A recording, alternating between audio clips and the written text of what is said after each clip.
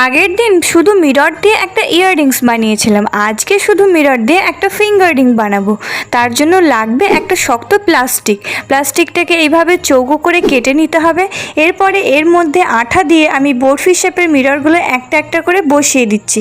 তারপর এটাকে কিছুক্ষণ রেখে দিতে হবে আঠাটা শুকোনোর জন্য। এরপরে এর যে এক্সট্রা অংশগুলো আছে সেটা কাঁচি দিয়ে কেটে নিতে হবে।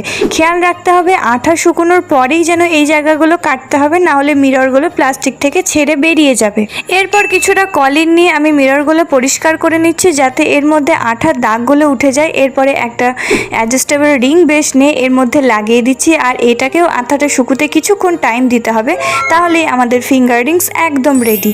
আচ্ছা, তোমাদের কাছে আমি একটা কথা জানতে চাই, তোমরা আমার ব্লগ ভিডিও দেখতে বেশি পছন্দ করো নাকি ক্রাফট ভিডিও? কারণ ইদানিং দেখছি আমার ব্লগে তোমরা কোনো রেসপন্সই করছো না। সেরকম হলে আমি আর মিনি ব্লগ বানাবো না। আজকের মতো টাটা।